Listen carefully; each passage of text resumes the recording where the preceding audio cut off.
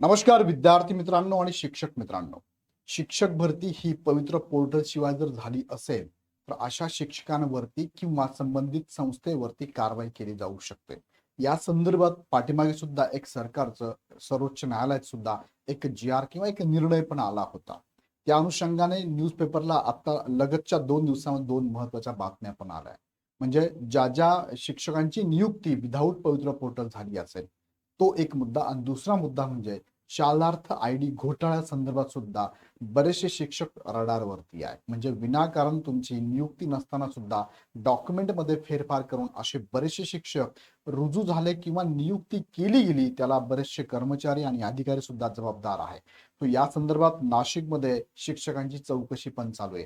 पण असे काही शिक्षक आहेत की विदाऊट पवित्र पोर्टल रुजू तर झाले, शालार्थ आयडी पण बनलाय, मग असे शिक्षक कसे शोधायचे या संदर्भात सुद्धा त्रिस्तरीय समिती नेमण्यात आले. नक्की काय आहे द्या 2 न्यूज या व्हिडिओच्या माध्यमातून समजून घेऊया. आणि त्यामधलं टायटल मी तुम्हाला बघा इंडेक्स टाकली की यामध्ये काय काय महत्वाचं आहे.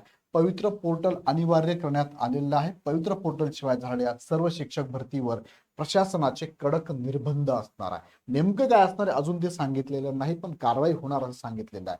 उच्चस्तरीय समिती गठीत होणारी अनियमित नियुक्त्यांची चौकशी करण्यासाठी त्रिसदस्यीय उच्चस्तरीय समितीची स्थापना होणार आहे.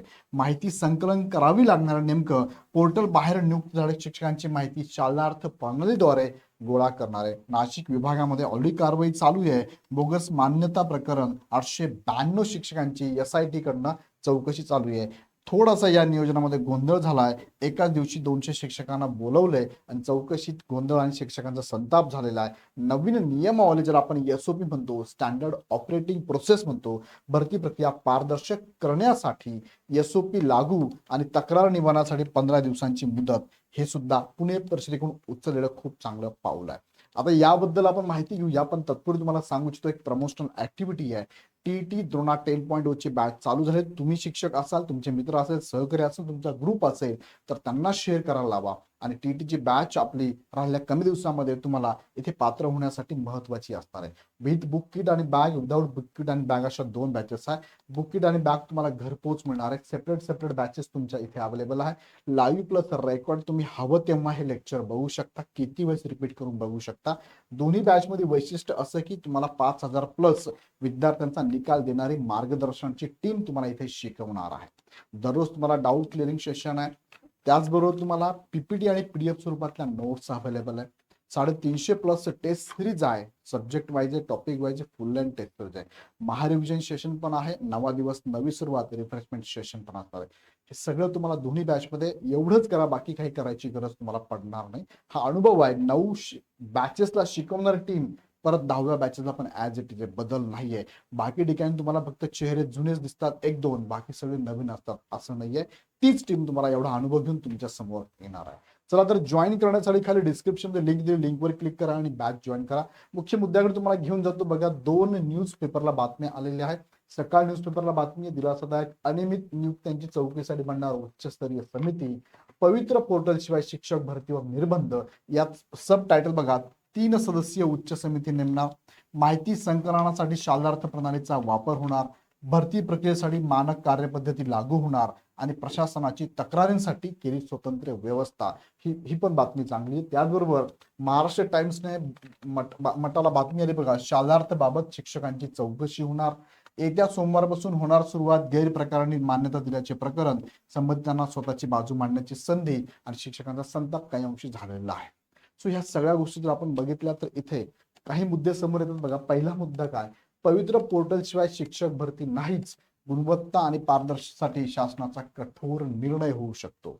पवित्र पोर्टल सोडून जर तुम्ही शिक्षक भरती करत असाल तर ऑफलाईन असेल, डायरेक्ट हायरिंग असेल, हे चुकीचं घडत आहे. आणि यावरती मुख्य कारण मुंबई उच्च न्यायालयाने दिलेलं बघा.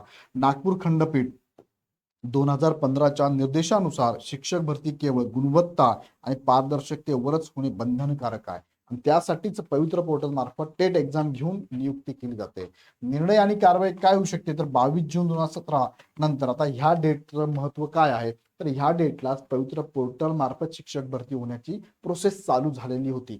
तरी सुद्धा काही संस्थांनी या डेट नंतर अनेक शाळांनी पोर्टल शिवाय परस्पर नियुक्त्या केल्या आहेत. अशा अनियमित भरती प्रक्रियेला आता ग्राह्य धरले जाणार नाही आणि अशा नियुक्त्या वगळण्यात येतील किंवा याच्यावर कारवाई होईल. नेमकी कारवाई काय होईल ते आता येणारा काळ ठरवेल, कळवलं जाईल आपल्याला. आता उदाहरण द्यायचं म्हटलं तर एखाद्या संस्थेने 2018 मध्ये पवित्र पोर्टलचा वापर न करता थेट शिक्षक नेमला असेल तर ती नियुक्ती आता नियमबाह्य मानली जाणार आहे, लक्षात घ्या. त्यानंतर दुसरा मुद्दा समोर येतो की अनियमित नियुक्त्यांची तपासणी कशी होणार आहे.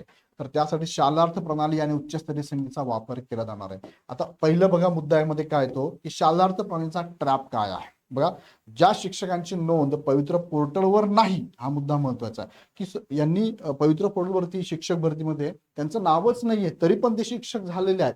पवित्र पोर्टलवर नाव नाही पण जे वेतन घेत आहेत त्यांची माहिती शालार्थ या वेतन प्रणालीतून अचूक शोधून काढली जाणार आहे, हा पहिला मुद्दा. आणि मग इथे त्रिसदस्यीय उच्चस्तरीय समिती त्यांचं काम काय असणार आहे, त्याच्यात नेतृत्व कोण करणार आहे, अर्थात अध्यक्ष कोण असणार आहे, विभागीय शिक्षण उपसंचालकांच्या अध्यक्षतेखाली ही टीम काम करणार आहे. यांचं काम असणार आहे जिल्हा आणि शाळानिहाय माहिती संकलन करणे, त्यामध्ये अल्पसंख्याक संस्था, अनुकंपा आणि न्यायालयीन नियुक्त्या वगळून त्या गोष्टी ह्या त्रिसदस्यीय समितीचं काम असणार आहे. आणि यांना अंतिम मुदत पण दिली बघा, समितीला सविस्तर अहवाल 15 मे 2026 पर्यंत शासनाला सादर करावा लागणार आहे. म्हणजेच विदाऊट पवित्र पोर्टल मधून कोणते शिक्षक आहेत ज्यांना पेमेंट पण चालू आहे आणि नियुक्ती पण मिळाली आहे अशी लिस्ट ते बाजूला काढून ह्या डेट पर्यंत देणार आहे, याचा अहवाल देणार आहे. त्यानंतर ग्राउंड रिपोर्ट बघितला तर नाशिक विभागाने मोठी कारवाई सध्या चालू आहे. शालार्थ आयडी आणि वैयक्तिक मान्यता प्रकरण जे आहे, हे जे बोगस शिक्षक नियुक्त झाले त्यांच्या संदर्भातलं आहे. प्रकरण काय होतं तर 2012, 13 ते 24 या काळात कागदपत्रांमध्ये फेरफार करून गैरप्रकाराने वैयक्तिक मान्यता आणि शालार्थ आयडी मिळवल्याचे उघड. यामध्ये कर्मचारी, शिक्षण विभागाचे काही कर्मचारी, अधिकाऱ्यांचा सुद्धा समावेश आहे. चौकशीची व्याप्ती बघा, 892 शिक्षक संशयाच्या भोवऱ्यात आहे. तपास यंत्रणेमध्ये SIT आणि शिक्षण विभागाचे 8 सहसंचालक, उपसंचालक दर्जाचे अधिकारी या तपास यंत्रणेमध्ये आहे.